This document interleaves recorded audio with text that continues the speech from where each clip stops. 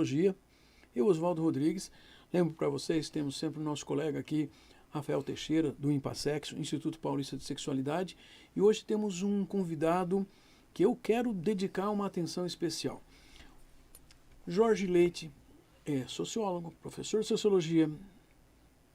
Ele tem alguns livros. Esse aqui é um livro querido que faz mais de 10 anos que a gente guarda na estante. O Jorge vai falar para a gente sobre o que a sociologia tem a ver com a sexualidade. Mas antes, você tinha uma ideia de perguntar para o Jorge, para quem não sabe, ou... Qual era a pergunta mesmo, Rafael? Pois é, boa noite a todos. E eu gostaria, acho que, de começar, né, Jorge, perguntando assim, antes da gente falar de sexualidade e sociologia, o que é a sociologia? Como é que a gente pode entender a sociologia? Bom, boa noite, tá, assim, boa noite Oswaldo, Rafael, Felipe, toda a equipe, e boa noite para todo mundo que está assistindo, né, e ainda vai assistir. Obrigado pelo convite de participar aqui. Esse programa é muito legal e muito importante, né? Assim, ele já assistiu. Já essa divulgação do conhecimento, né, sobre sexualidade, assim, é extremamente importante, porque o conhecimento é construído socialmente, né? Assim, no diálogo, no debate, né? E eu acho curioso, eu lembro que desde a década de 30 do século XX no Brasil, né, assim, tem programas de rádio, né, sobre sexualidade. Uau! E né, assim, eles vão e voltam, tem períodos que tem mais, mas no mínimo desde a década de 30 já tem, e recebiam ataques ainda, né? Já desde aquela época até hoje eles eram muito criticados, mas peraí, vamos lá então. O que é a que a gente sociologia? Pode entender, né, a sociologia, então. A sociologia é o estudo da sociedade, né? Porque quando ela é desenvolvida, né, começa a se estruturar a partir do final do século XIX na Europa, é a ideia de pensar que a sociedade, como, né, as relações sociais, elas não são, a sociedade não é a soma de indivíduos. Né? Ela é uma outra coisa, ela é uma coisa além disso, tá? E aí ela não é a soma a sociedade não é a soma das ideias que tem dentro da cabeça de cada um, né? Ela vem, né? A sociedade vem das relações sociais, e isso pode ser pensado como um todo. Perfeito. Né? Então a sociologia é o estudo da sociedade como um objeto único, né? Assim, não simplesmente a soma de indivíduos. Jorge, acho que quando você fala isso, retoma até algumas coisas que a gente falou, né, Oswaldo, em alguns programas sobre relações, né? A gente está falando, então, de sociedade, o estudo dessa sociedade e das relações que se estabelecem ali dentro, né? Perfeito. Pois é. Então, assim, a questão de sexualidade pode ter uma visão, uma percepção da sociologia de maneira muito especial e muito interessante e importante. Então, que tal você começar a contar pra gente, assim, de onde veio essa história da sociologia estudar sexualidade? Bom, eu e o Rafael somos psicólogos, nós trabalhamos em psicoterapia. Nós temos uma visão que muitas vezes é muito restrita ao indivíduo, mas também tenho que sempre pensar que o indivíduo, o ser humano, só existe em relação. É isso mesmo. Então, assim, faz muito sentido pensar que a sociologia estude as questões da sexualidade. Então, explica pra gente, porque esse é o assunto de hoje. Jorge, vai lá. Vamos lá.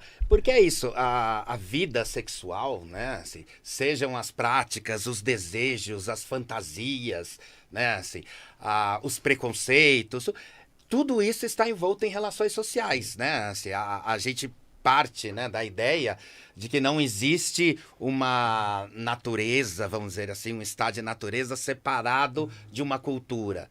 Né? Assim, as duas coisas são juntas, né? Assim, então não existiria uma sexualidade fora do campo da sociedade, fora do campo da cultura.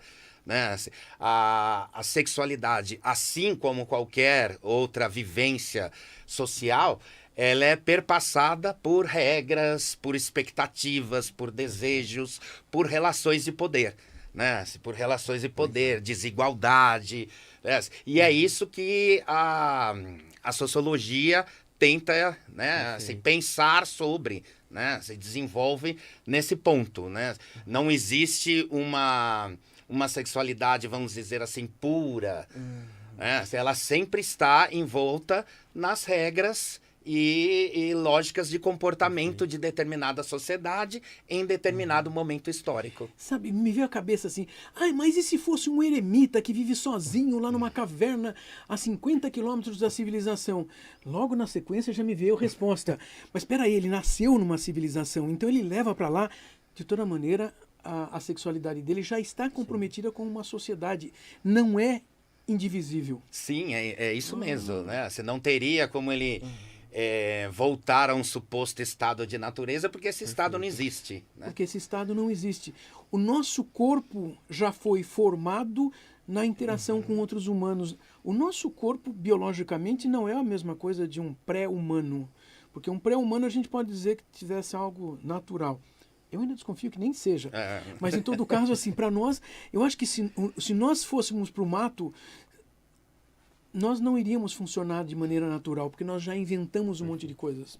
Eu gosto de usar esse verbo. O ser humano inventa. Inventa. E a sociologia foi uma boa invenção, porque você está contando coisas que eu até toquei o Rafael aqui, assim, tipo, nossa, ele está falando, parece que nós estamos conversando com um outro psicólogo no sentido de, ei, o relacionamento humano é importante de ser estudado. Só que aí você complementa com várias outras coisas.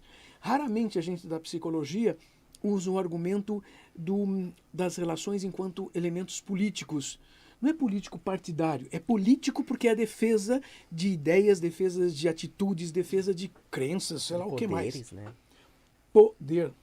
E parece que a sociologia lida um pouco mais com isso porque vê mais pessoas ao mesmo tempo. Sim, e é exatamente isso.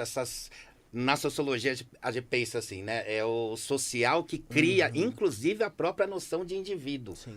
Né? Assim, não é o indivíduo que cria a sociedade, Perfeito. é a sociedade que cria a própria noção de indivíduo. Claro, o indivíduo é uma invenção social. Sim.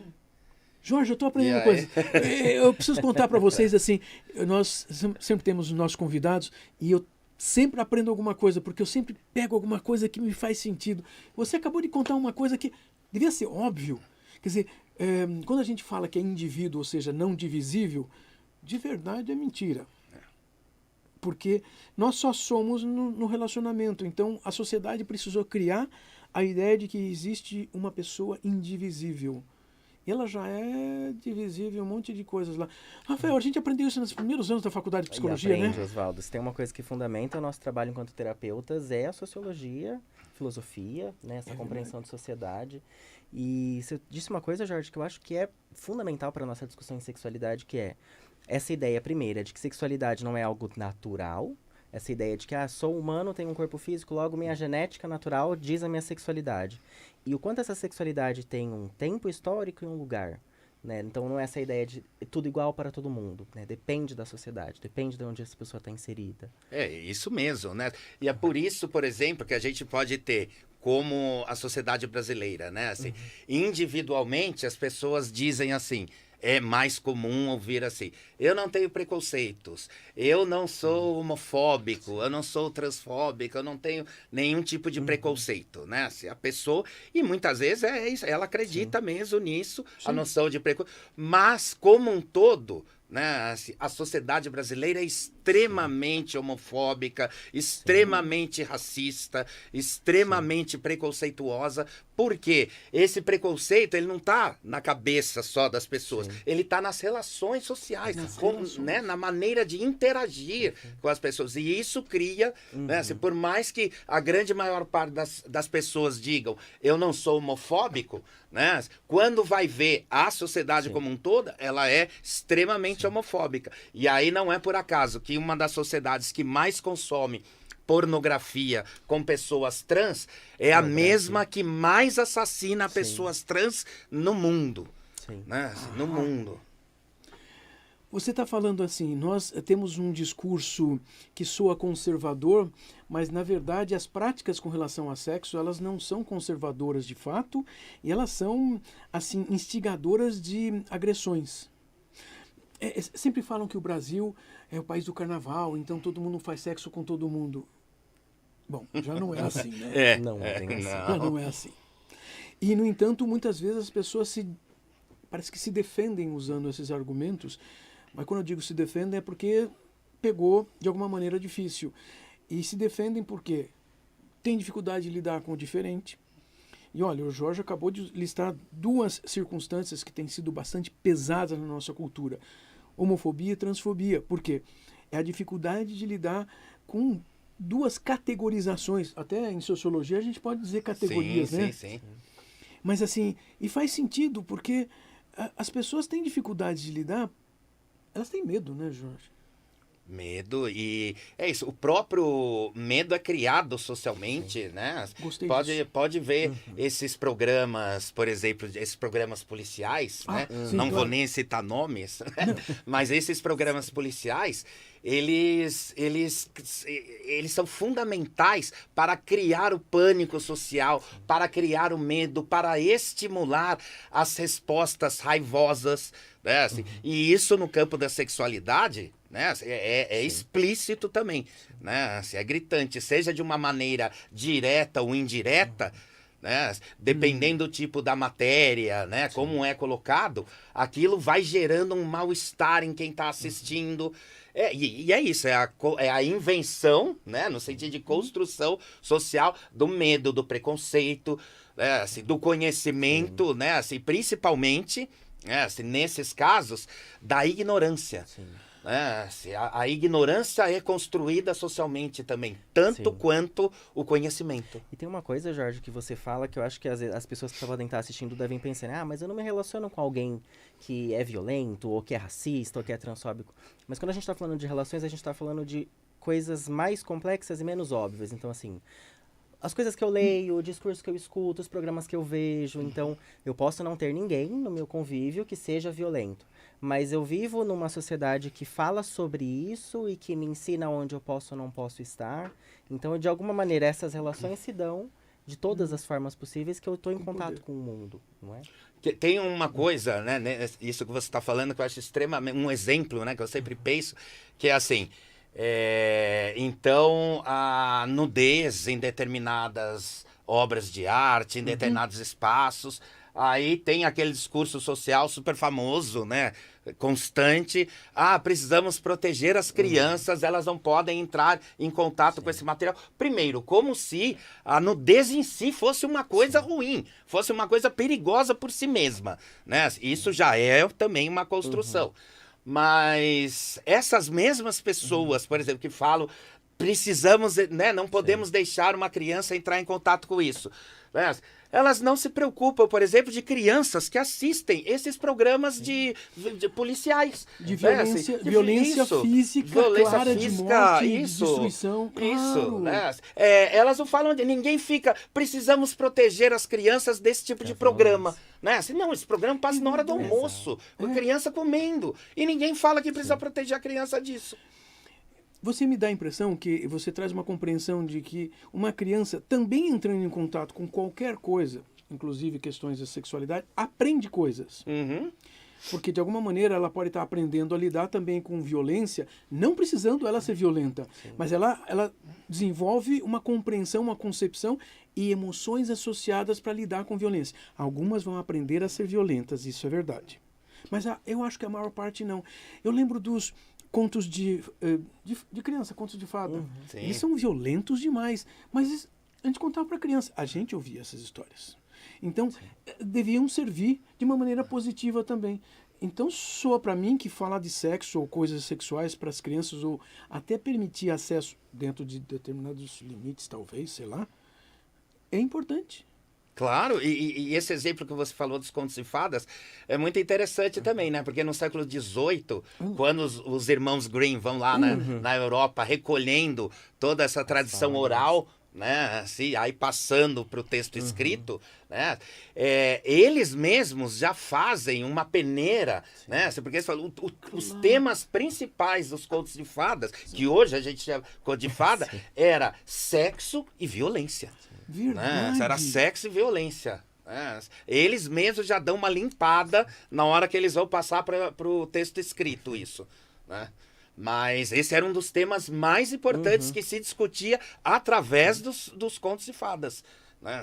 Que eram justamente maneiras de educar, né? Numa cultura ainda não né, cultura popular ainda não letrada, né, era fundamental para falar para as crianças, né, assim, dos perigos da vida, né, no sentido, olha, a violência existe e você, mais cedo ou mais tarde, vai se deparar com ela.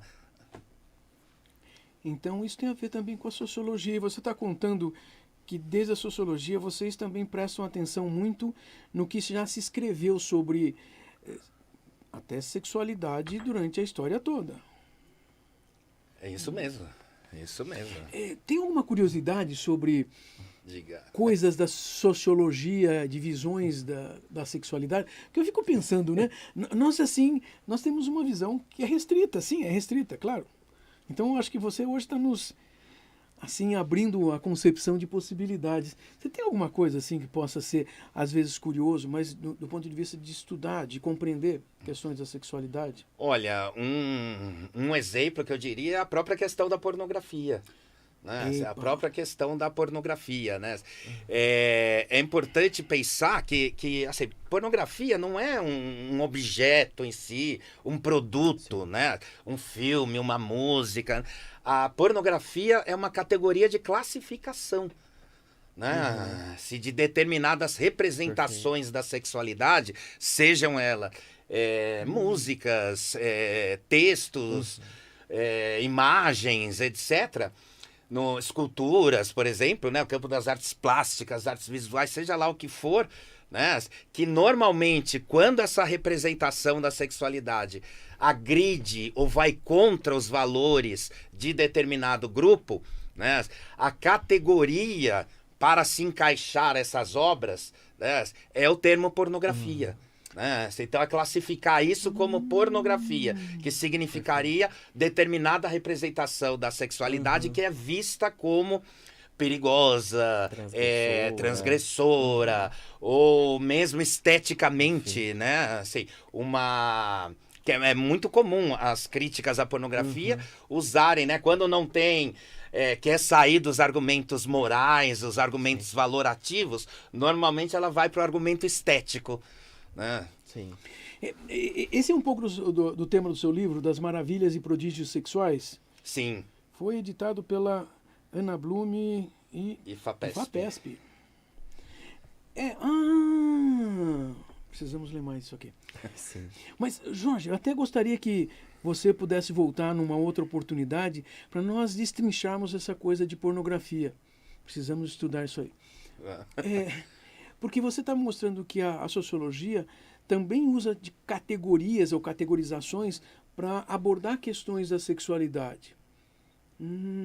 Sim, tem essa discussão das categorias, né, assim, de classificação, é uma discussão no limite de relações e poder, né? Assim, quem é que pode classificar, né, assim, e a sua classificação, né, ser aceita socialmente? Quem é que tem poder, capacidade para isso? Né? E já a própria classificação que as pessoas usam, né, assim, já mostra o pano de fundo no qual ela vive, né? Assim, os valores que ela tem. Tinha um sociólogo francês muito importante do século XX, né, assim, falecido já no começo do século XXI, tá? Chamado Pierre Bourdieu, né? Assim, e o Bourdieu ele tem uma frase maravilhosa que fala assim: a classificação classifica o classificador. Claro. Né? Assim, ao dizer que determinada representação é pornografia ou erotismo, né? Se você está falando muito menos daquela obra em si e muito mais os seus valores que encaixam determinada representação em determinadas classificações, seja pornografia ou erotismo. Rafael, ele está me convencendo que as relações de poder são muito importantes no estudo da sociologia. E até fiquei imaginando uma coisa que apareceu essa semana, né? O IBGE produziu um mapa mundi, onde o Brasil está no meio. E, na verdade, é um mapa representando o G20, as 20 nações economicamente mais importantes do mundo. E o Brasil está no meio do mapa. Bom, os mapas tradicionalmente colocam o quê? O país dono da história no meio do mapa. No centro. No centro. Literalmente. E veja, eu acho que nós três aqui somos descendentes de europeus, ou seja, Nós temos que tomar cuidado para não defender ideias que não são deste país e são daqueles outros países. Isso não é deixar de ser descendente. Isso é mostrar que existe hoje uma outra. Você quer dizer que a sociologia também depende de momento histórico? É isso, Jorge? Não é? Assim, Uau! perfeitamente. E é por isso, né? Assim, é fundamental para a sociologia a discussão de história, porque por mais lento que as sociedades mudem, elas mudam.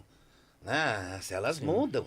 Né? Assim, então a gente só pode, né, quando vai falar da sociedade, tem que dizer claramente, né? Assim, a sociedade brasileira, por exemplo, de qual época? Exato. Né? Assim, de qual época? Você está falando o quê? Do século XIX ou você está falando do século XXI? Né? Assim, algumas relações de desigualdade, violência, assim, se mantêm, mas outras mudam. Né? Outras mudam. Rafael, de novo, parece que nós da psicologia, nós nos restringimos muito à pessoa e de repente nós já estamos falando de uma pessoa que foi construída a partir de uma história anterior muito longa e que essas pessoas não têm controle. E o mundo social, de novo, vou voltar à sua definição para nós começarmos a terminar aqui. Peraí, não é um amontoado de pessoas. É o estudo dos relacionamentos humanos. E os relacionamentos humanos mudam com o tempo, mudam em lugares diferentes, mudam na própria vida da pessoa e se estabelece numa série de relações. E poder tem muito a ver com a história.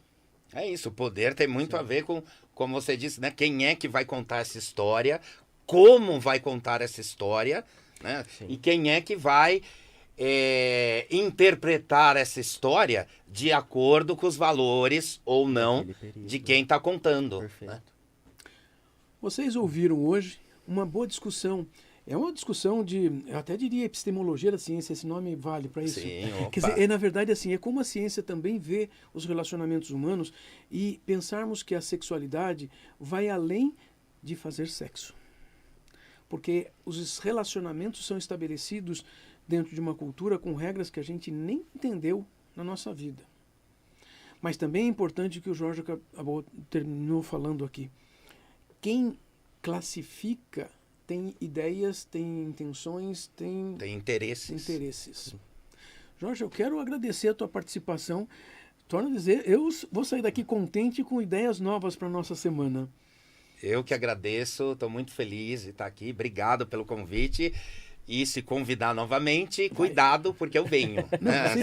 Você vem. Se me chama, eu venho. Rafael, você quer fazer um apanhado, terminar a nossa conversa de hoje? Olha, Oswaldo, eu acho que o que fica para mim é o quanto a psicologia precisa da sociologia para discutir, né, relações, e o quanto a gente precisa da sociologia para discutir sexualidade, que é isso, né? Eu posso ter dentro do meu consultório uma pessoa que tem uma história já mais antiga que a minha, que entende e vivencia a sexualidade de formas que eu já não entendo mais, e que vão continuar mudando, né? Porque as relações se alteram. Então, é um mar de reflexões aí que a gente precisa seguir, com certeza. Saio desse bate-papo aqui feliz e com novas perspectivas.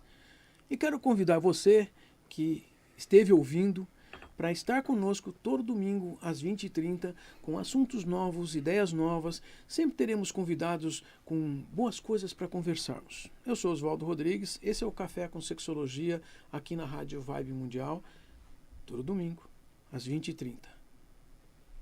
Eu dou as boas-vindas para todas as pessoas que aparecerem aqui e todas as pessoas que venham assistir a gente no YouTube da Rádio Mundial, no meu YouTube ou no Instagram, Café com Sexologia. Gente, muito obrigado pela participação de todos vocês. Até mais. Bom domingo.